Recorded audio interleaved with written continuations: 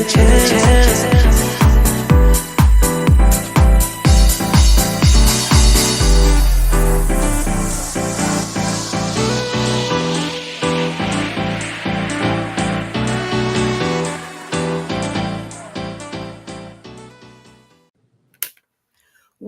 welcome, welcome. Hello and welcome to ShaRhonda Tuesdays. You know, I got to be dramatic with it because it is September. It is September and I'm so excited to be here. And I have a special guest with me. Everybody know who I am. I'm Vernelia V, V with ShaRhonda T. But I have a special guest, Miss ShaRhonda Wise. Hi, how are you doing today? Hey there, I'm doing good. How are you? Pretty good, pretty good. Not too bad, not too bad. Is it hot over there in your neck of the woods or is it pretty mellow? I'm in Texas, so it's still hot. Oh, girl, you're right down the street. Yeah, it's still hot. Yeah, Texas is always burning up. Literally, it's always. So you don't even have to tell me that. Yeah. So I want to say thank you so much for coming on to my podcast with ShaRhonda Tuesdays, and especially during this month of September, because of course it is Ovarian Cancer Awareness Month. And so I appreciate you taking the time out of your busy schedule to come and share with the people about what's going on and how you're doing and just share a little bit about your journey. So, ShaRhonda, how has things been since your cancer journey? Let's start there, and then we'll go to the back, to the front. Okay. Yes. Okay. So far, I don't know if that's the right word to use, but I haven't had any complications that I can think of. Occasional, just dealing with like menopausal symptoms, but outside of that, like everything's been appointments every 6 months, so I'll go back in November of this year. Okay. Now we can start from the beginning now. So when were you diagnosed? I was diagnosed in May of 2020. May of 2020. Oh, 2020. Okay. So did May of 20. So that was in the middle of, well, at the beginning of this pandemic.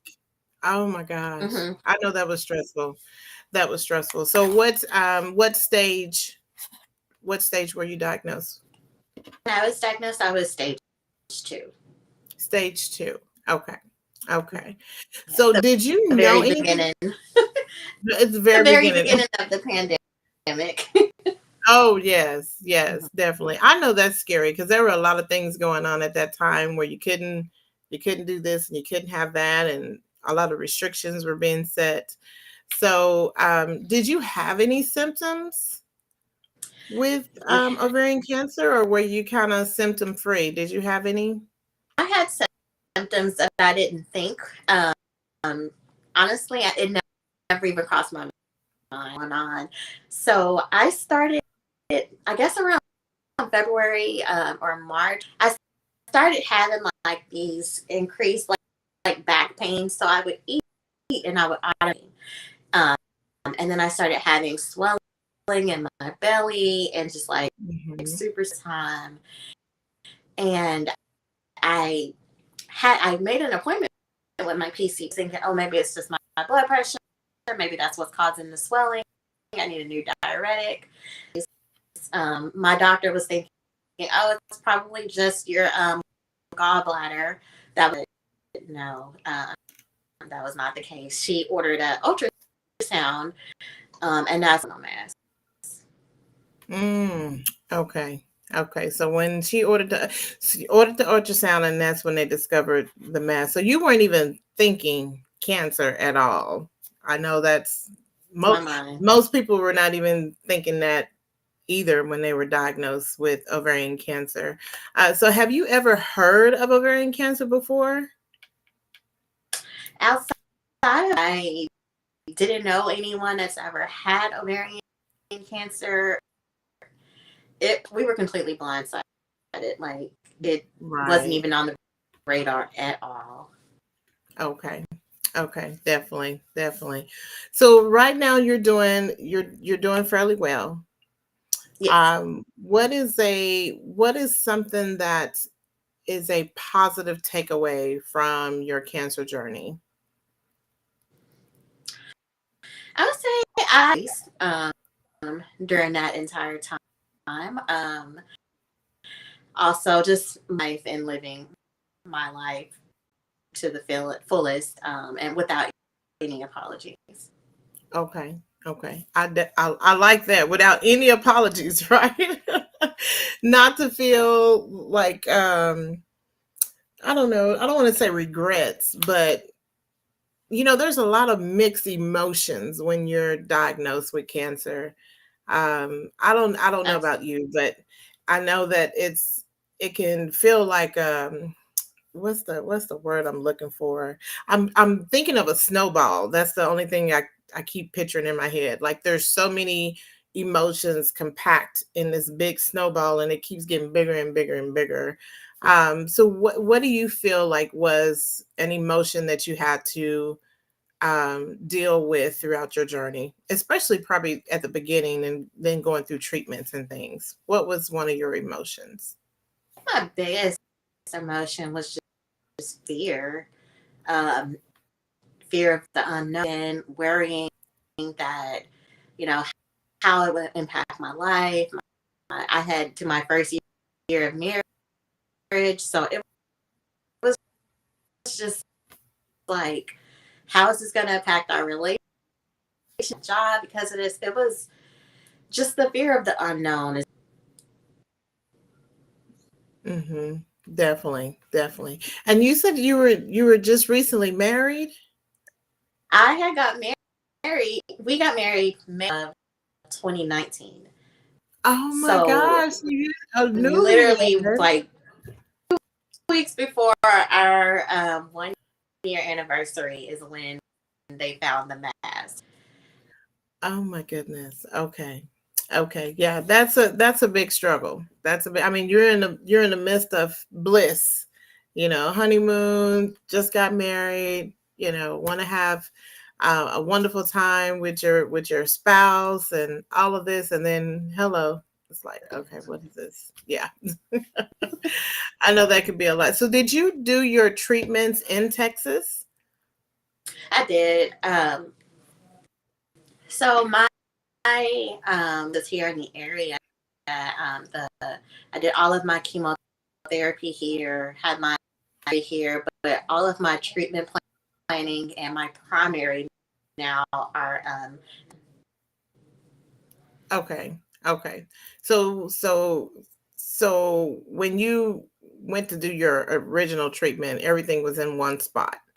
And is it close to you where you live? I mean, or did you have to travel hours? Because there are some health disparities at times where people have to travel very far to get mhm. treatments, but is it close by you at least?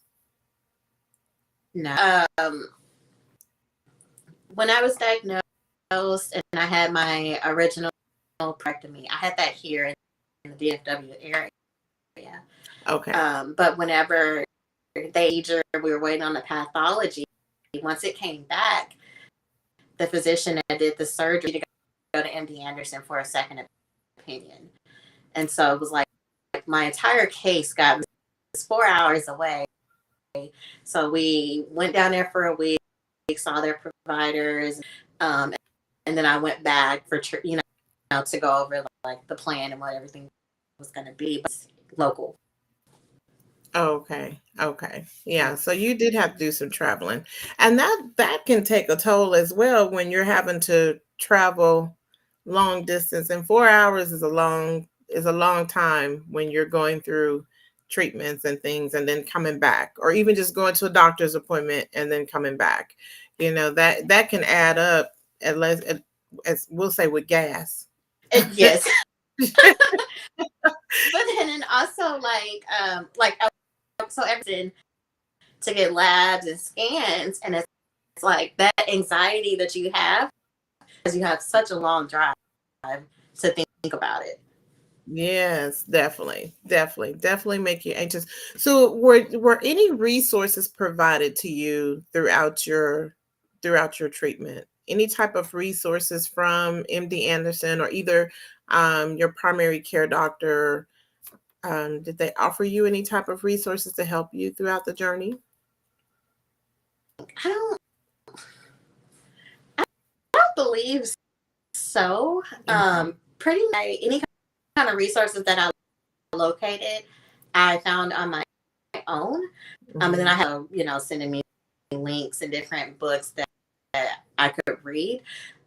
But their process, I was connected to the NOCC. I can't even think. The National Ovarian Coalition. So I connected myself with, and then of course Facebook groups. But once I connected with the NOCC, I was their resources. So counseling services, meal service. So like sent like pamphlets and different information in the mail. So Wow. I got it on my own. But I'm also a social worker, so I feel like I'm pretty versed on how to access resources. Um, Mhm. and then at MD Anderson, they did, so that person also reached out to me as well. Okay. Well, that's good. That's good. And NOCC, because I see your shirt. I see the shirt. I see that logo. I'm used to that logo because I'm always I'm always I calling them. Hey, figured send me. it'd be a good day to wear it.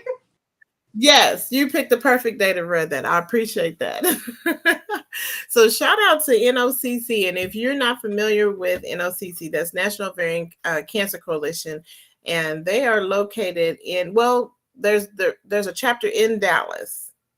I want to say there's different branches, but I know because I did some research and there's not one in Oklahoma. So Texas is, literally down the street. I'd say a couple of stop signs. That's how I always say it. But Well, yeah, so just a I little bit.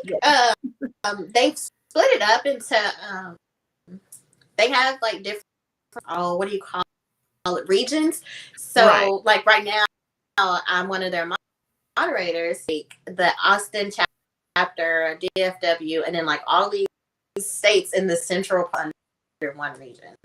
Oh, okay. Okay. So you have started advocating and doing things within NOCC on your own. Was that something that you felt like you were inspired to do? You're like, well, I don't know. Well, I don't know. Laugh honestly because they're the era title was, she reached out to me and just asked me because I was very vocal on, especially on my Instagram, and so she reached out to Okay. me and asked me if it would be something I'd want to thought about it. I'm like, I don't know. I get super anxious, but so I've done two. So I Okay. started Okay. back in, I think, July. So. Okay. Well, don't be anxious. I know it's a lot, but sharing your story with someone would definitely help someone else. Especially with you being African American. I didn't know anything about ovarian cancer. And so it's good that you have that resource that's really close to you. And so there may be someone else that will be inspired by hearing your story or just seeing your face and would like to reach out to you as well. So that's a plus. So I applaud you for doing that because I know it's a little bit much when you're It sharing can things with people. be. Yes, yes. It Yeah. definitely it can be. But that's good that now you mentioned that you are a social worker, so that's what you do professionally. And so I mean, in case people don't know what social work means, but in a nutshell, what is your overall career?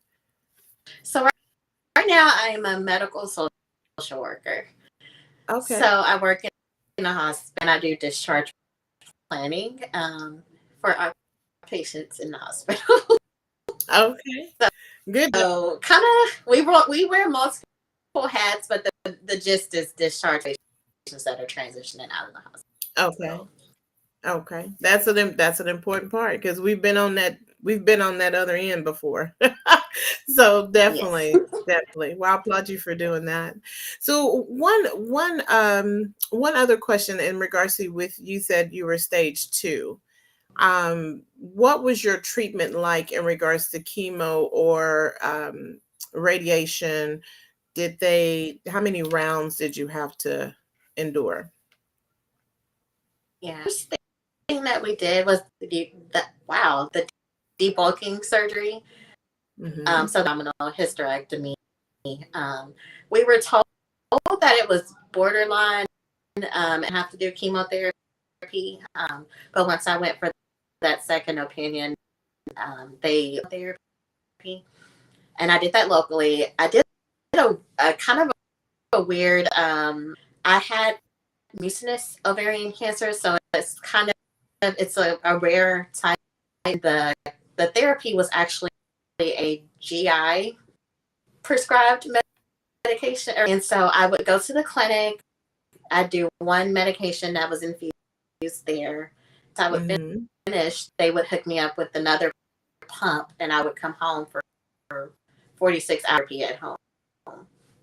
Oh goodness. So it was a lot more in depth for you. It wasn't just every 21 every 21 days you just come in and do chemo or something. You had to endure things a lot more differently. Wow. And that's really good to hear the different stories and the different types of treatments because some people feel like, well, if you have this cancer, this is what this treatment is. Well, it's not always the same because like she mentioned, it was a rare one, so they have to treat that in a different magnitude, because of the rare stage. So thank you for sharing that. Thank you for sharing that. What do you think was your biggest struggle? What was the biggest struggle for you um, throughout this journey? I think my biggest struggle was trying to the entire process. So like getting like being graceful with my body is different, and work is going to look different for me, and that I I don't like asking for help. I am very like strong minded and different, like getting over that hurdle and Hmm. trying to go to work and prove to everyone like, oh, this doesn't change anything, like, but that really wasn't the case all the time. And there were days when I was tired really because I didn't feel good. But it was very very taxing on me sometimes. Okay. Okay.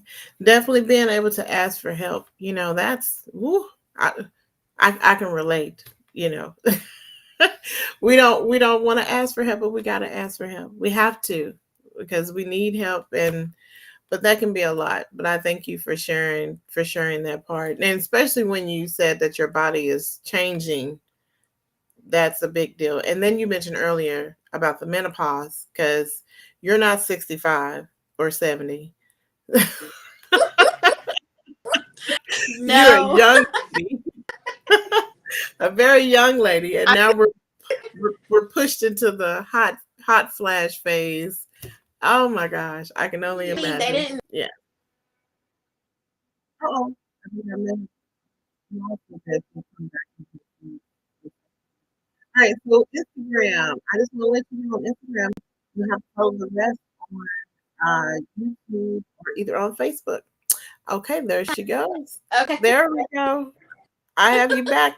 Okay. Okay. See, they knew we were talking about hot flash and they got upset with us. See how they do this? Yeah, they didn't tell me I was gonna, automatically go into menopause right away, like by surprise. Right. They leave that part out, don't they? Definitely. And then not to mention what our spouse have to endure for dealing with our are hot flashes and mixed Mm-hmm. emotions. Yes, definitely. Um, I want to ask you another question, and then we're going to talk about into your fun things that you love to do. Um, oh, and it just left me. Oh my gosh, I still have that. Sorry, little bit of chemo brain. I don't know if you experienced that, but mine gets bad Yes. every now and then. It was something I was going to ask you. Oh my goodness, it definitely left me. Oh, there it is. Okay, working. Did you have to work throughout your treatment as well? Did that, especially been in a hospital setting? Um, did you have to make some adjustments or accommodations to trying to do your treatments and still working a full-time job? Yeah. So I did FMLA. The once I had the off for 7 weeks. But then when I went back, I took short. How do you call it? Is it intermittent? Like the short-term disability? Not the. I think it is intermittent FMLA, where it's so many hours you can take off for FMLA. Oh, So I did that during the. So I would have it every other week, and then I would do a full week of work Tuesday, and then that Wednesday, Thursday, Friday, I would take the FMLA to be off those days. oh, okay, okay. So you had to adjust quite a few things for probably several months. Was it several months, or did it seem like it was only Um, like a month or two? no, it was for a long time. Right. I know. So because after I went and I had another procedure, and so that was October. So I went to MD Anderson, and I had the high tech surgery. But it's a very very not complicated surgery. Very long. It's like 13 hours long. Oh my And goodness. I was actually at that point. Okay. Okay. Yeah. 13 hours is a long And time. so I did a mm-hmm. Oh goodness. Yeah. So when you're going throughout your cancer journey, I feel like it's really important to remember where you started and remember where you're going, because when you first start, it's like a to me it's like a big slap in the face, like a really big slap, like somebody with a hand bigger than a normal size hand just slapped you sideways. That's how it felt like to me. But it's really important to make sure that you remember where you started and remember where you're going, and to stay positive. To stay positive. You mentioned that word fear earlier. And I know that definitely crossed your mind as far as fear and what all is going to happen. But if you could give me one word, what would that one word be as far as throughout your whole journey? What is one word that stuck with you to help you throughout there? Resilience. Hmm, I like it. There you go. Resilience. Yes, that's definitely a good one. So let's talk about some fun stuff. Because I know on social media, you are talking about the books and reading. I mean, I'll be honest. When I was little, I was a bookworm. Like I got in trouble for reading. Like I wouldn't go to sleep. I had to finish this chapter before. Girl, I used to get in trouble all the time. But anyway, we're not talking about me. But when I was following you on social media, I was like, oh yeah, she loves to read some books. So, what type of books do you enjoy reading? She like, Um, I read a lot of Black romance, fiction, young adults. Those are kind of those are my happy place. A lot. And honestly, when I was going through all of the cancer, it became my escape. I read so many books, but it was mine from just worrying so much. mm-hmm, mm-hmm, definitely, yeah. So you're a romance type, okay? I was wondering because I think it was your post the other day, and you was like books I've read. and it felt like it was like 50 books, but I know it was more more like 6 or 7. I was like, wait, I'm gonna have to push pause. It's going by so fast. That's a lot of books. But so you're a romance type reader. So who's your favorite author? Oh God, let me You can't pick just see. one, huh? She's like, oh, I have some. Because I oh my goodness, it's such a big genre. I'm gonna say right now, I'll go with Kayla Sean. She self publishes her books, Okay. Okay. Okay. and she's a Black romance novel. Okay. I'm gonna have to check into um some of your books and check, because I this is my deal. I buy books and then I start and then I stop. I get busy and then I'm like, okay, I need to pick this back up. So that's my problem. I need to do this. So how do you find the time to read? Well, I know you said during your cancer journey you was reading all the time, but how do you find the time now, since you're back doing everything that you enjoy? How do you find the time to read all your novels? I um I read on my phone. So I have the Kindle app. I'm reading on my actual Kindle, but I Okay. wake up like around 5 in the morning, and that's care time.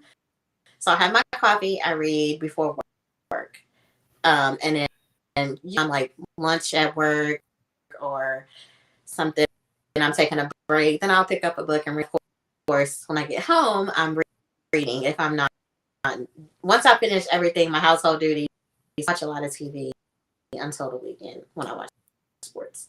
Okay. So that's Okay. my entertainment. Oh, right. She said that's my entertainment. You have a whole schedule there. I like that. I like that. So you're also into, you mentioned earlier about fitness and your health journey. So tell me a little bit about that. What's going on with your fitness and health journey? So my health journey has been going on 2012 when I was Okay. in college, and I did really good up until I met my husband. And not that this is his, but up until I met him, I was doing really good. Then I put that happy weight on, and it would not wait. So actually, right before I was diagnosed with cancer, I had lost 50 pounds, and I was doing good, and it was like I was really looking different. I was feeling good, but my belly, that's how it became so like obvious. And because I was losing weight, my belly was getting bigger. So I am, again, I never stopped actually. I worked out throughout the treatments and stuff like that. I'm like fully invested in it again. So right now I'm currently doing this challenge, which is working out 45 minutes a day and eating on a calorie gallon of water. That's what I'm currently doing, and I'm on day 51. Day 51. Oh my goodness. So wait, It's so when did the challenge start? I mean, how long is the challenge? it's 75 days. Oh, I started on July 20. Yeah, July 25th is when I started. okay. Okay. So 75 it's days. challenging. Okay. Right. To be consistent. Oh my goodness. You Well, that, know, my health and fitness is a really big deal for me. Not just like my body looks, but just I feel like it's just my way, like my self care, like my work day and how I decompress from that. So mhm. it's more so not just how I care for myself and my mental state. Definitely, definitely. That is very important. Thank you for bringing that up, because self-care is health. I mean, we have to take care of ourselves, and sometimes we tend to put ourselves on the back burner. We get busy doing other things, and we kind of slack off a little bit. But so what do you like to do to help you relax? I know reading is one. But what else do you like to do to Um, relax for self-care? I like to journal. I Okay. watch a lot of like I'll turn on jazz music on YouTube. Really, just sit and like in silence. Just that is Wow. how I to care for myself. Um, Okay. or I'll turn on the little background and it's like a fun. There's no sound. I don't watch a lot of TV. I don't. So aside from that, I don't really do anything else. Okay. Well, those are good. Those are good. Those are excellent, especially being able to sit in silence. Because you said you work at a hospital, so the hospital is always constantly busy with a lot of noise. So definitely being able to just sit in silence and just kind of, decompress a little bit and relax. Wonderful, wonderful. So you're still on your journey. It's 75-day challenge. And and with that 75-day challenge, you said it's just for you to do 45 minutes of exercise, drink a gallon of water, and what was the other one? Was that the Eat it. oh So tracking oh my to calories. oh okay. Yes, yes. Watching your calories. Okay. Okay. And Well good. it's So we're supposed to read 10 pages, but since I read so much, I changed it and I read 10 pages of a self-help book. okay. That makes sense. That makes sense. Definitely. So are you joining the challenge through NOCC with the walk? Um the virtual walk that they're well, I know I did the virtual walk for the first, but I know you're in Texas, so um I didn't know if you were gonna go to that walk that they're having. I believe it's actually. Oh, okay. Okay. I can't remember. I know they have so many Yeah, it's of them. like a delay. Oh no. I know this restream picks up a lot of well, it uses a lot of is it bandwidth I want to say or I'm not for sure. Technology people know what it is. But anyway, so yeah, it's a little bit of delay there. But that's good that you're doing things to help But you yeah. overall. What is one thing that you would encourage what is one thing that you would encourage women to do in regards to their health? I shouldn't say one thing. You may have more than one, and it's okay if you do. I would say pay attention, um, especially because so many of these different have different symptoms that may mirror something else. So, like with me, and it wasn't the case. Um, Mhm. or we have a lot of women that are now getting peace. We don't know, you know what I mean? So it's like pay attention to your body. You notice when something, and don't be afraid to speak up to your physician and tell them, hey, this is what's going on from there. And always advocate for yourself because I have seen and heard a lot that, their doctors didn't want to do this and they didn't want to do that or this test. That the earlier you can catch it, the more successful you're going to be. And unfortunately, there's no formal testing that can be done. So it's up to us, to advocate for ourselves and what we're going through. Absolutely, absolutely. It is definitely up to us. We got to advocate for ourselves. And if you feel like that doctor is not really listening, go and get a second opinion. Definitely, definitely. Don't feel like, well, this is what the doctor said, so I'm just gonna continue to suffer in silence. Mm-hmm. That's not a good option. That's not a good option at all. No. Now I want to say that on if you guys notice on the flyer that she does have read and lift with Shar. Did I say that right? Mm-hmm. Okay. So you Yes. got books and fitness is life. I like that by the way that logo. So where can they follow you on social media or where can they find you? That name Reading Lift with Shar for my Instagram and my TikTok. Talk about my books, my fitness, cancer awareness. Um, I face, but I'm not very active on there.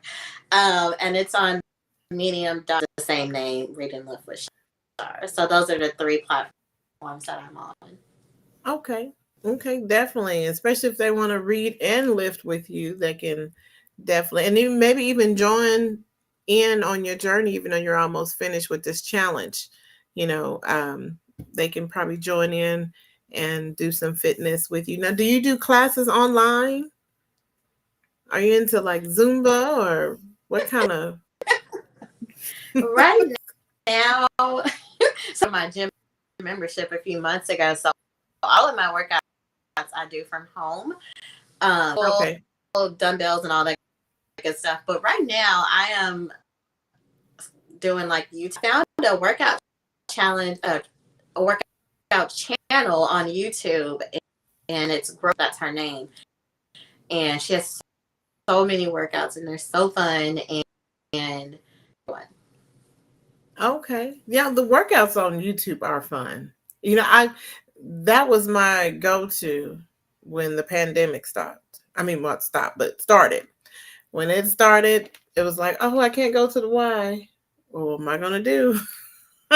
So yeah, finding things on YouTube, you'll be surprised. I'm like, oh, that's a fun little class. So yeah, it So does go by much fast. fun. Yes, definitely. Definitely. I had fun doing it. So do you work out early in the mornings, or you try to do it when you get through at from working, or you just kind of like, I'm gonna plan it around my work day? It varies. Okay. So really early and work out, and that just was not working for me. I just work out in the evening. Once I get home, I usually try to do it around 5. That way, at dinner or whatever I have for the evening. So I work out in the after work. Okay. Okay. Well, that's good. As long as you're getting it done, that's all that matters. Yep. That's all that matters. So, I wanted to ask you a question. Now, are you a Tabitha Brown fan? I am. I have her Oh, book. okay. I see. Some said ask her if she got that book. Did you? Now, how long did it take you to finish that book? Like a day? You? No, I'm actually not finished with it. Oh, okay. Okay. Because that is a I good book. so I don't know what's with me, but if it's like a self-help book, it takes me forever. So I have her book. I started listening to the audiobook because she narrates it. Oh, I forgot about that. That is true. And it's on Audible, right? Audible, yes. Oh my goodness, I forgot about that. Yeah, I just went and bought the book. But it would be Yeah. nice to hear her voice. She's such a good storyteller, and like Mhm. better if, like listening to her, just because it just sounds like she's talking to you. Right. Like, yeah, y'all are sitting on exactly how it sounds. Right. That is true. Now, see, I'll be the one that'll mess around and be like, say that, Tab. I know that's right. Mess it all up. Like, okay, she's not talking back to you. So but that's good. So what there was another book. I can't think of the name of it now. Oh, it's gone. It's gone. But that was one book I wanted to ask you if you read that one. So what is a really good novel that I should check out like today? I'm sorry. Let's see here. Like it's just so good. I should have already had this book. I don't know where it went. Where is it? Oh, She's good. looking for it. I am looking for it, and it should be right here, but it's not. Oh my goodness! It's To Be Loved I don't know where it is up here, but it's called. It's To by Be Kayla Loved. Sean. By Kayla Sean. Okay. To Be Loved. Now, that's a romance novel? It is. It is. Okay. Okay. See, It's kind of a I'm slow burn. you said it's a slow one. It's slow. It's a very lengthy. Oh, okay. So don't I expect to would. get right to the point. It does. It's a build up. Mm. Okay. Okay. I'm gonna check into that one. I'm gonna check into that one, and then once I get it, I'm gonna tag you and say, hey, I'm trying to get through this book. Just let give me some pointers. Oh goodness. I think you'll like it. Connection to her writing. If it's like a inspirational, um, Woman Evolved by Sarah Jakes Roberts. Oh That yes. I've seen some of her. I think we have some of her books at work. Yes, I've seen some of hers. I haven't read them, but I saw some other people reading them. So, okay, I'll check it. I'll check into them. Now let me share something with you, ShaRhonda. So, the books I like to read not sci-fi, but mystery. I'm a Dean Koontz fan, like, and Stephen King, until he stopped going back and forth, because sometimes when he switches a lot, I get lost. But those books I love. John Grisham, I love his books. I so think you those are like my story and suspense. yes, yes, those are my go-to. So I'm gonna have to branch off I into read. It's. you read which one? I can't. I have to do those in small doses. If you've read The Silent Patient, I can't remember The, his name. Alex something. the Silent Patient. Mm-hmm. I never heard of that. Now, who's the author on that one? His name is Alex. I can't remember the last name. It's like a Oh, Michael. suspense. Okay. Was there a movie with it too? I don't know. Oh, I probably wouldn't watch a movie. I just said I wouldn't watch it. Oh, so The book was you're good. not. You said the book was good. I don't need to watch the movie. Oh, okay. I'm gonna have to look into the Silent Patient. Uh-oh. It says the Silent Patient is a swarming paranoid nightmare of a novel with an ending. Uh-oh. That is destined to go down as okay. Yeah, I'm gonna have to check that out. I'm gonna have to check. I'm gonna have to, You have to I'm gonna have to check. read it and tell me what you think, because Tell me what you think. everyone Okay. that I've That's asked about that is just that's a it's deal. different. That's a deal. Now I don't know if you remember. I can't even remember what year it was, but it's been at least over 10, I want to say. But there used to be book clubs where you could order some books, or you can get like a couple books for maybe like $5 or something, and they send you like a cute handbag, and then every month they would send you a new book. You know what I'm talking about? Have you ever seen those? Or was that before your I time? It's know. okay. You can tell me if I'm old or No, not. I think they're making a comeback because I know a lot of follow. They do book of the month where Okay. they pick however they offer and they send it to them. But I don't know if it comes with any swag. Anyway, yeah, because I'm trying to remember, like, when I first got out of college, I was ordering a lot of them books, and they had cute little tote bags, and I was just getting all kinds of different books. I didn't even know these authors, but I was like, oh, those are cute, and yeah. So I was thinking about that like almost a month ago, and I was like, what if they still do that? But I know everything is digital on the Kindle now, so I'm still a little old fashioned. I like to hold the book. But That's just me. I'm gonna get into it one day. I promise. Well, Miss ShaRhonda, I do appreciate you taking the time to talk to me and to share your journey with everyone here with during Ovarian Cancer Awareness Month. I do appreciate you taking the time. And much blessings to you, and continue to share your story and do work within NOCC, because trust me, it helps. It really does Yeah. help. One thing I've noticed is, well, I've always been passionate about advocating because I'm a therapist, and so when this came along, I think it just really opened up the door for me to share even more, but more so for me to be transparent about what's going on with Mhm. me. And so it really helps. It really does help. I've noticed that even when I'm going to, like, I went to a running store, a running shoe store before, and the lady asked me about my bracelet because I'm always wearing a teal bracelet. And she ended up telling me that she had a friend that passed away from ovarian cancer.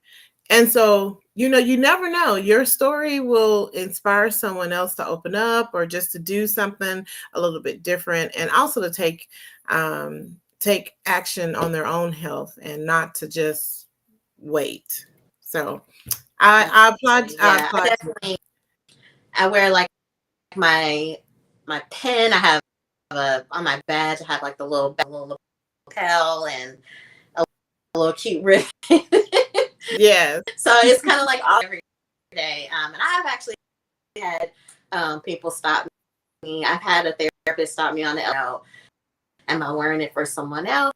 And I was like, no, I'm wearing it for myself actually. And so I was just thinking about that. Um, so I definitely, I don't, like I said, since I went through the journey, it was like I found my voice and I started Mhm. talking about it. Like I never recorded myself talking. I didn't like to sing. And now I'm just like, this is what it is. This is what I went through. And it's so rewarding. And I forgot to mention for NOCC, but there's another site that I also write on, ovarian.net, and so I do like articles on their site as well, and moderate for them. Okay. Okay. And what was that site again? Ovarian. Advanced Ovarian Cancer.net on social media. Okay, advancedovariancancer.net. Okay, I want to make sure I put that in the description there. Okay, so that's good. So look, you're already doing the work, and I appreciate you doing that.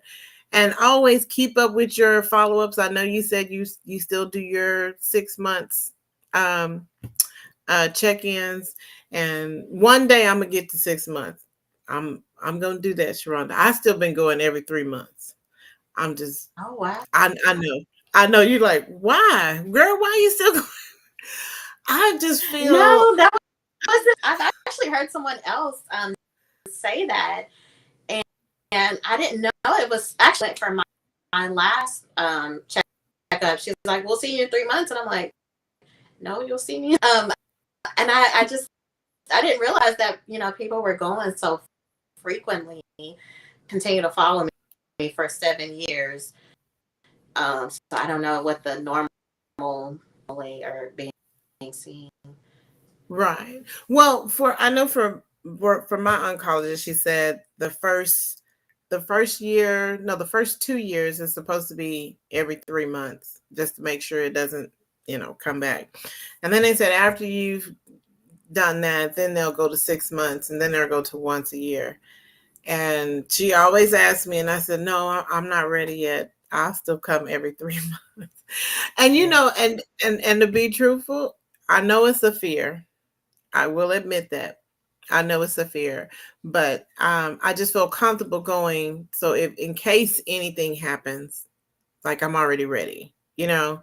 But I Mm-hmm. told her, I said, once I get past 5 years, then I'll go to 6 months. I know it's like, girl, that's a Yes, long time. I understand that. Yes. I have an oncologist or just a treatment team that you feel comfortable with. It doesn't. You're not as fearful. Like, Right. hey, I'm having this symptom. Do we, what do we? Easier to speak up. Also, I found that with me at least because I'm always messaging them. This is what's going on. What can we do? Or if there's something like, so I totally understand that. Yes, definitely, definitely. So now, what year are you on now? This is May of this year, made 2 years. May of this year made 2 years. Okay. All right. Well, good. So I'm May 10th and it made 3. So we're right behind each other. That's okay. Mm-hmm. That's good. So we're gonna support each other. I'm always reaching out to you. And just in case anybody wondering, because they're like, well, where did you find her? On TikTok. On TikTok, and I was like, "Oh, hi, how you doing?" TikTok is so much fun. It is. It's a different world over there, but it's very easy to get caught up in that world. Right. it is definitely. You just say, "Oh, let me just browse on here for a little bit," and next thing you know, it's an hour later. Oh, wait, I was just trying to do 10 minutes. So yes. Well, once again, I do appreciate you coming on ShaRhonda Tuesdays. Thank you. Make sure you guys go and follow her. She is let me make sure I have it right. Read and lift with Shar, right? Yes. Uh-huh. Okay. So you guys go and support her, follow her, and definitely make sure that you advocate for yourself and take care of yourself. Always remember to be intentional, be insightful, and definitely be impactful. And I appreciate you joining us on ShaRhonda Tuesdays. Until next time, you guys stay blessed. Thank you.